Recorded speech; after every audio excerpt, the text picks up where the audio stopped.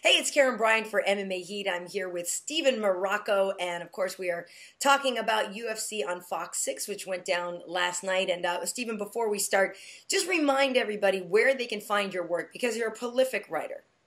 Oh, MMAJunkie.com. It's a USA Today sports property, and so you can find it both on USAToday.com and also on MMAJunkie.com. Very nice, very nice. Well, first and foremost, the main card obviously was a big deal, but there were some standouts from the undercard. I know you were particularly impressed with TJ Grant versus Matt Wiman. Tell me why you were so excited about that fight. Well, the guy at welterweight wasn't very significant. He was a great grappler, but his striking, he looked like he had some holes in his striking game. And when he dropped to lightweight, he's just apparently a different fighter because he's rounded his game out. He's a great striker, and he's also a great grappler. He just seems to have all the tools now, and he seems to be able to use them better than he did when he was at welterweight. So I'm anxious to see what comes for him next. I think Wiman was sort of like that gatekeeper to the higher level fights, and I think that he could pose some problems for some people in the lightweight division with his striking and also with his grappling. And we should talk about that striking. It was the first example last night of two really solid examples of Muay Thai 8-point striking, and especially the elbows. I remember, I don't know if I tweeted it or something, I was like, all right, that was a clinic right there. I mean, that was a really, really nice display of how to use an elbow the right way. Yeah, you don't often see that. Another example that comes to my mind that the last time I remember being that impressed was Josh Neer using his elbows like that, using the inside elbows. It's just a different tool, and to be able to do that in an MMA fight where distance is so much different and things move so fast, it's pretty impressive. Yeah. So just to see what happens with the next. Well, very nice. And then there was another standout for you. Yeah, well, I should mention, we know that Ryan Bader scored the fastest submission in light heavyweight history. And I'm sad to say it was against my friend Vlad, but, good for Ryan, good for him. And I know Vlad was disappointed. And we saw him right before, and he was in great shape. And I know he'll be really frustrated about that. But I think props are due to Ryan for that. That was good for him. That was good for him. Yeah, trying to build him back up, basically. Yeah. And Vlad's been a guy, to my mind, who's been flirting with retirement for the last 3 or 4 fights. And I just think he's having kind of a hard time hanging it up. If this is the fight that he hangs it up at, I mean, the guy's accomplished a lot. He's been in the game forever. He's a very solid fighter. He never, he was an IFL champion. So he's, I'm not sure what else he really has to prove. It seems like with some of the younger guys, he's going to struggle with the speed and the power, as we saw. Never expected Bader to get that submission that early. No. So, yeah, I mean, I think that was just an early squeeze, and he just muscled it out. Right. I mean, so, I don't know. Vlad's a guy that's been around forever, and he's a solid fighter, but he's a 41, 42. 42. Yeah. So, I don't know. I think it's might be time for him to hang it up. Yeah, we shall see. And there was one other standout for you, though, personally, in the undercard, right? Prelims? Well, yeah, I think we were talking about this before, and I think this is the one that, was the one big judging controversy of the night, the obvious judging controversy, the 30-27 score for Guida. Did I get that right? I think there wasn't there, I have to go back and look, but I thought somebody thought he won every round, right?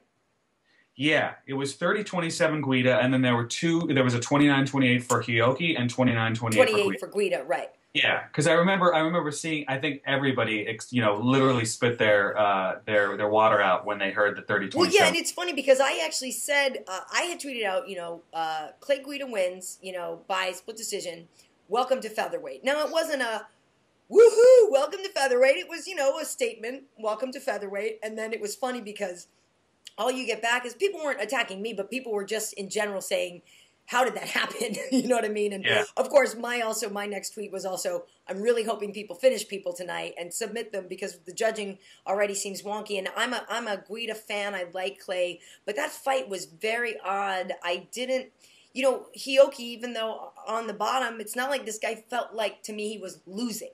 Do you know what I mean? Well, I was just going to ask you, how did you score this? How did you score? I can understand why they gave it to Clay because it seemed that he was in control more.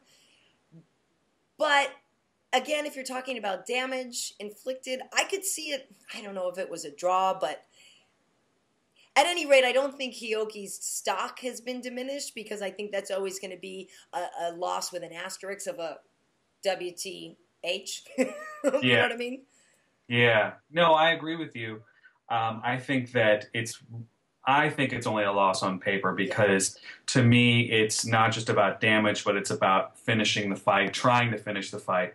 And I think that Hioki, even on his back, was the guy that was doing that. Yeah. In the stand-up, I don't think that anybody would argue that he was tooling Guida. Yeah. And just generally has a really tough frame to deal with. Mm-hmm. Very tall, very rangy. Yeah. And throws straight punches. So I don't think that anybody would argue about the stand-up realm, but it's really the grappling because and it was something that everybody called almost simultaneously because Guida is on top, because he looks like he's controlling, because he's a hometown guy. Right. You're going to get judges that are going to score for him. And I think that people might have expected a 29-28, but a 30-27 is absurd. Yeah, it's absurd. So, I mean, nothing's going to... I don't think this is going to... We're going to call up the commission on Monday and, this out. Right. Because this is something that just exists in combat sports in general, in competent judges. And as long as... And then when you factor in the hometown thing and Guida's likability... Yes. You're going to get some wonky stuff. But, hey, I don't think that, like you said, Hioki's stock really diminishes. Yeah. And I think that Guida probably just, hovers a little bit. I don't think he really takes a step up. He's just kind of, it wasn't like a welcome to the featherweight division. It's come on. Come on, we'll take you. We'll take you. Well, let's move on to some other featherweights. We want to talk about Ricardo Lamas and Erik Koch. Ricardo Lamas is a person who has also defeated Hatsu Hioki. He took out Cub Swanson. I mean, this is a man who faced somebody. Erik Koch was supposed to fight Jose Aldo for the title. Injuries, rescheduled a couple of things, and then obviously we know initially it was Jose that was hurt, then Erik got hurt, and now Frankie Edgar is in the mix. But this was a fight that, could determine some other positioning, again, even though he was kind of already first contender, whatever. But, I mean, we talked about the clinic of elbows. That was I have to look away elbow situation with Lamas finishing Koch. That was brutal. Yeah. And on network TV as well. I mean, there was no covering that blood stain up for the spritzers. Yeah. So it was. I tended before the fight. I thought of Ricardo as kind of a better version of Jonathan Brookins in the sense brought up his stand-up game. Yeah. But I thought he would do what he did, which was stuff him against the cage, basically, and it would be Erik's. The onus would be on Erik to get away from that, so he could use his striking. And with Erik's size, you probably figured he could do that. I did, but man, props to Lamas for getting the fight down and having that finishing instinct because it's just it's going to happen. You're going to get taken down, and if you land a good shot and you have that finishing instinct like Ricardo did. And the fact that it was so brutal, the fact that there was blood, literally staying everywhere probably contributed to it as well because I thought that Erik was definitely in trouble, but I think the blood really sealed the deal for him. Yeah, and I didn't see any pictures today. I don't know if Erik's put any out, but I mean, we're guessing obviously broken orbital and this and that, but I mean, I am a little fearful of the degree of injury he took there because that was bad. Yeah, but you gotta wonder. You gotta wonder what Ricardo can do against Jose. Well, that's what I was gonna say because now where does he go? We'll be in Vegas this week. We're going, for Aldo Edgar. I'm actually gonna have lunch with Frankie tomorrow, so I'll have a nice conversation with him there. That I'm looking forward to that. But everybody talks about Aldo being fast and strong and this and that, and then all of a sudden, you get this Lamas who has been around, been in the WEC, but I still kind of believe is like under the radar, and then all of a sudden you see him put on a performance like that, and you're thinking, okay, what will this guy do against Jose? That assuming Jose gets past Frankie or whatever, but that could be a very explosive matchup. Yeah, and there will be an X factor going into it because his striking has gotten better over the years, but he has been very hittable in the past. Yeah. He's been knocked out badly in a couple of, I think by Yuri Alcantara. He's had 2 losses, Alcantara and Danny. Danny knocked him out cold. Castillo, right? Danny Castillo.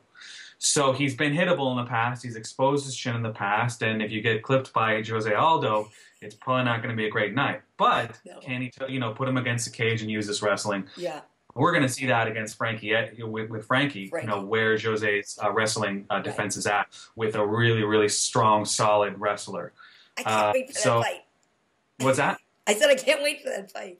Yeah, it's going to be a good one. I'm anxious to see how it does at the box office. Yeah, I'm really anxious because it's a lightweight fight. It is. Yeah, right. Lightweights tend to. There's only a couple lightweights. BJ Penn is the number one lightweight. Well, it's technically a featherweight fight, but it's a. Oh, I'm sorry. Yeah, you mean a lighter weight? Right? Yeah, it is a lighter weight fight. It's a featherweight fight, but I still think of Frankie as a lightweight. I can't get it out of my head. Aldo is the feather king. So, I want to move on. We're talking about striking. We're talking about damage. Pettis versus Cerrone. This was. I mean, granted, the card was great, but I feel like this was the one that everybody was saying, "Hell yeah," myself included. I did pick Pettis for this fight. He looked terrific. Didn't get a scratch on him. I am a big Donald Cerrone fan. At this point, though, from what I hear and from my sort of intel on things, this is a guy that, bangs really hard in practice. And, we know last year he fought several times. And I'm just wondering if the damage, is accruing so much that he's just easier to beat now, and that he's wearing his chin out, if you know what I'm saying. I didn't hear that, and it wouldn't necessarily surprise me, though. But I will just say that he just did not look like himself from Jump Street when the fight started. He just looked slow and stiff and nervous. I was just going to say, I think he was perhaps a little timid, a little nervous.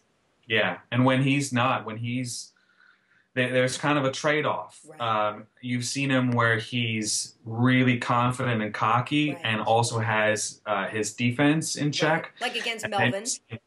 Right, exactly. But then you see him against Nate. He gets a little bit too hot under the collar, and he completely lets. And props to Nate for capitalizing. But he was better than I think what he showed that night. And I think so too. Involved. But in this case, I don't know whether it was the moment. Or stuff that happened in training camp, but he just wasn't the same guy. And Pettis is not a guy to have an off night against to win your stand. No, and so do you think Pettis should get next? I don't think there's any doubt that how can you deny this man anymore? Yeah, to do that at this point would just be really unfair. Right. So, and not for nothing, I'm a big Benson Henderson fan. I think he's terrific, but I think when if you're looking at the big picture of the UFC and marketability and something, like, you get a guy like Pettis in there who not only is very, very talented, but the ladies love this guy. He's extremely marketable. I think we all know he's got a great future, but he's got to be next. He's got to be next. Yeah, he will be, and I think Benson is going to beat Gilbert. Yeah. So I think that we'll probably see the rematch, and we'll see if Anthony can again keep Benson at bay, Benson's wrestling at bay, and pick him apart on the feet like he did last time. Yeah.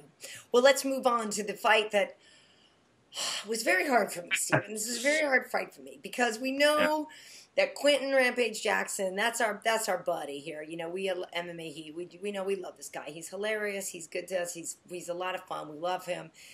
His coach, Dave Jackson, good friends. On the other side of that is Glover Teixeira, who is like so great and who we've shot with and we've hung with over at Black House and all this stuff. And you can't not like Glover Teixeira. It's like pretty much impossible not to like this guy. So I was just watching this fight, screaming for both guys, just actually kind of elated at the fact that we got the kind of fight that we wanted. You know what I mean? That they stood there and they traded and they mixed it up, and that's what we all wanted. And they each had their moments of awesomeness in that fight, and it was a truly crowd pleasing. And I thought Glover did a very, very good job neutralizing Quinton. And I saw an article today that And Glover didn't tell us this the other day, but apparently he's had some rib issues and stuff. But he said, "Look, I didn't want to say that before, so that would seem like some excuse for me losing." But he said, I definitely started to feel it more in the third round. And he said, and I know that Quinton's got his injuries too. Nobody comes in 100%. But he was talking also too about knowing that Quinton's so strong, and you can really feel that, and you have to be careful because you could lose with a counter punch. And I just thought that was really satisfying in terms of getting the fight, the kind of fight we wanted to see, and it was just well done. And if it is Quinton's last fight and whatever, I thought even though he didn't win, he went out the way I think he wanted to. Other than having a win, at least he went out as a banger. I'm going to completely contradict everything you just said. Really? You thought Glover was slow? You didn't think he looked good? You thought he was against an old Rampage, and you thought he should have done better? I honestly wasn't blown away by either of them. Okay. I thought both of them. I think first of all, when I saw the folds in Rampage under Rampage's pecs, I was like, And then about late, I don't know, maybe 2-3 minutes. Yeah. He's breathing hard. Rampage is breathing hard, and he got it together. He pulled it together. Yes. He pulled it together. He had a second wind. But Rampage's timing has been off for a long time. It's been off. Because, as Joe Rogan aptly pointed out during the broadcast, he is a master at ducking down and coming over the top with that hook. When his timing is on, and his head movement is there, and his timing is on, he's deadly. Sure. And Glover gave him plenty of opportunities to time it out and rock him, right? Yeah, but he couldn't find it, and he gets into these. Instead of countering, he's swinging out from the open and telegraphing his punches, and that's allowing Glover to get away. Well, and that happens when fatigue kicks in. And that's what I'm saying. You're coming into a fight, the fight of your life, fatigue. I mean, Quinton is a very, very talented guy, but he also has a lot of miles on his body and a lot of fights. And then there's this, which is, I don't think anybody knows where his head is at but him, I mean, I think he just, obviously he derided the UFC. That was the sort of main storyline leading into the fight. Yeah. But that's just a lot of noise. What really matters is what you do when you're inside of the cage. And to me, he's lost a step. He's lost several steps over the past couple of years, and he's not the same guy. And that could be because he just has too many miles on his body and getting older, or it could be something else. But to me, I think the reason why I wasn't impressed with it, and I think other people weren't impressed with it. If we were impressed, we'd be saying, Glover, you're the next light heavy contender. But we didn't really see that. We saw, we'll keep, developing Glover and moving him along. But here's my question in that, because people have criticized Glover, saying everybody beat was a can. So you can't call Rampage. I don't think you're saying that he was a can. Maybe he was not the best Rampage. Right. So he's not the best Rampage that we've seen, but he's better than a can. But so I still think this obviously moves Glover forward. Yes. I still think this is another step in proving that Glover is somebody that deserves the buzz that he's had. And again, like I said, he mentioned that he had the rib injury after the fact. So who knows how bad it really was. So that being said, what if it was pretty bad and he still gave a decent performance? I mean, I don't know. I'm just saying, listen, I think it was a good solid win for Glover. I think that it proves that, the man can stand and bang, and and that there's some interesting fights for him. There are. What I'm trying to say is that I don't think he's the next light heavyweight contender. Okay. I just think he's got more development to do. What do you think he's missing? Speed, and he's missing what? Well, look, if it was a rib injury, I mean, was that what a rib injury did to Anderson Silva allegedly? So I mean, it's so if it was a rib injury, maybe we'll see a little bit more. I remember seeing him against Maldonado and thinking he was great early and struggling late. Yeah. maybe it is a cardio thing. Yeah. Maybe it is. I see some things that I like from him. Yeah. But I tend to think that a guy like John Jones picks him apart at distance, and then the wrestling game is a totally different story. Sure. So I'm not sure. Maybe put him against Bader, you know, or but he needs more seasoning before I'm ready. Before you're completely signed on. So right now you got one toe in the Glover pool. You got one toe in. Yeah, I'm dipping my toe in. You know, because listen, I loved Glover back in the day. I saw him knock the hell out of with Terry Sokoju. Yeah, I don't know if he, back in the WEC, back in the day, he just knocked that guy out dead. Right. And he was really, and still is, very talented. But I think the bulk of his career was fought overseas. Yeah. And who knows at this point whether his best years were then or best years are yet to come. Well, and I should say this, you know, I know when I've seen him, he's been down at Black House. So I saw him the other day, and, you know, he was training with Machida. He was pretty good. He's got Chuck Liddell, you know, he's got the right kind of talent around him, I think, to challenge him, obviously, certainly to help him get better. And one thing I will say about Glover is that, you know, he's got a great, you know, just he's in a really good headspace. He's a very positive person, and like I said before, very very hard not to like. And I look forward to seeing him in the UFC doing better. And I think he still does have a lot to offer. Hopefully, the best days weren't, you know, in the past. But I see your point. It's a tough fight for you because you really like. I know it's hard because I can't divest myself sometimes of the person and the fighter, and that's, you know, people are going, oh, you sound unprofessional, but I'm not unprofessional. I just, you know, you see these guys in their natural element, and you see, and you want the best for both sides, you know. Then you have me to go for the jugular. And then you're the a-hole who just... All right, well, let's move on. Obviously, the main event, this was Demetrious Johnson defending his belt against John Dodson. And in this one, leading into this, I was going with Demetrious. I thought that usually he's so hard to hit.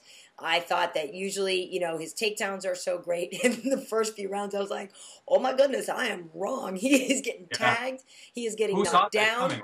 Yeah, he's not taking John down. He's getting rocked. And all of the stories of John Dodson's power, I was like, wow. Obviously, I've seen that. I just kind of didn't want to buy into it. But I was like, well, I'm starting to pay that money because I was like, he's pretty powerful. But as we saw later, the later it went, you know, Demetrius had the endurance and everything, and he could follow through on what, you know, whatever it is that is his plan to stay elusive and everything, and finally be able to turn it around and shut him down. And I thought, you know, with such a strong finish, even though people were tentative about what the scoring could be, and is it 2-2 going into the fifth, and who knows what's going on, but I thought that, yeah, obviously that was a very decisive finish. And but props to Dodson for challenging him more than I thought he would. And I have to give Dodson credit because I did not think he was going to do as well as he did. Well, the betting lines were pretty even going into that fight. And I think that was actually a function of Dodson's power because DJ is a very fast guy and he's very, very elusive. But he hasn't displayed knockout power yet. So I think people gave him a lot of credit. But what people didn't give Dodson credit for, I think, and what became really evident is he's got great footwork. And he puts himself into a position in that fight to cut DJ off and make it pay every time. And DJ did a lot of chasing. He did a lot of chasing. Which is what he usually makes other people do. Exactly. It's a big no-no. They say, don't chase him. You know, you always hear corners yelling at their guys, don't chase him. Because you get set up. But we saw Joseph Benavidez chase him around for rounds and rounds and rounds. And what happened? DJ was countering and moving and, you know, doing what he needed to do. This time it was like almost like a desperation at times. Yeah. And I think really where the fight unraveled is you know, around cardio. And maybe that fourth round. There was a little bit of a griping about the not taking a point away. But, you know, just in my, you know, knowing John and also knowing just the rules the way I see them, it's at a referee's discretion to take points or not. And you're talking about the hand on the ground, the kneeing. You know, there was a lot of talk for if people missed the fight. Demetrius honestly, from his position, couldn't see if John's hand was on the canvas or not. And so John was technically down because his hand is on the canvas, but he's not really down, and that's a rule that drives a lot of people nuts. So anyway, proceed. And no, I mean, it's just like you give a warning, and there was a warning, there was a stop. You issued the verbal warning. If after that point he continued to do it, then John would have been in his right to take the point. Now, I have to watch the fight again because I remember thinking, at the time that it didn't look that egregious that it warranted a point deduction. I don't think so. Because of the positioning that they were in. Like literally, I watched the replay, and when he pulled on Dodson's body, that's when his hand came up. Yeah. So he was actually, the way I saw it, he was seeing that hand. He was seeing that hand, and I guess maybe he felt the hand come up. And feel? Okay. Right. Very, very close thing. Right. Very, very hard to time. But I didn't think it was that egregious that it warranted a point deduction. I mean, we've seen a lot of works with groin kicks and a whole bunch of behavior that's not right. Great, grabbing the cage and stuff like that. Yeah. But I don't know. I thought it was a lot closer than in the first half of the fight. Did you think it was 2-2 going into the fifth? You know what? I remember thinking when I first saw it, because I'm actually thinking and kind of writing at the same time, so I'm not a fan. So I remember thinking it's 3-2 Dodson. Well, 3-2. You thought he won the fight. Yeah, initially I thought he won the fight, and then I sort of. So you thought he won 1, 2, and 3? Yeah. Yeah. Okay. That was my initial impression. Yeah. But I have to clarify that I have to watch the fight again because, from my understanding, the third was a little bit closer than I might have, thought the first. Which rounds did Nick Diaz win? Which did Nick Diaz win? Wow. 1, 2, and 5. Man, that's an old. I didn't have a problem with that decision. Yeah, we're gonna get into that. You're gonna get 700 comments for that. But I thought Carlos Condit won. Sorry, I think Carlos won. So. In summation, though, I thought Demetrius was challenged more than I expected. I thought he weathered that challenge well, and I gained more respect for John Dodson, who I'm not going to lie, I find his personality a little off-putting sometimes. Really? Certainly, fight style is exciting though. But I was pleasantly surprised, I should say, at the back and forth, of that fight and how exciting it was. And I was glad to see the guys. I mean, I know maybe the topic's been beaten to like a dead horse, but the fact that when I worked for Showtime Championship Boxing, I saw the first 3 Vasquez-Marquez fights, and I became such a fan of the lighter weight classes. And so I've always really respected them for the output of the fight and for their general sensibilities in the cage and their performance, their output, everything. I've been a fan, and I was pleased that they put on a fun fight for people in the main event on Fox. Yeah, and there was no booing, so we're getting somewhere. Yeah. All right. So, but you think what? So obviously Demetrius, Joseph is fighting Uncle Creepy, right? Again? Right. No, are they? Yeah, they are. They're fighting. Right. Louis Gaudinot. John Moraga, those guys, they're all going to fight each other again. Of course. And, give any of these guys a win or two and they're back in title contention. Sure. Whether or not Uncle Creepy versus Benavidez is, the immediate another title eliminator. Right. I don't know. I'm not sure about that. Right. I think maybe they might try to develop Gaudinot or Rock first. Right. But at this point, from what I've seen, I think that Demetrius' wrestling really puts him a cut above everybody else.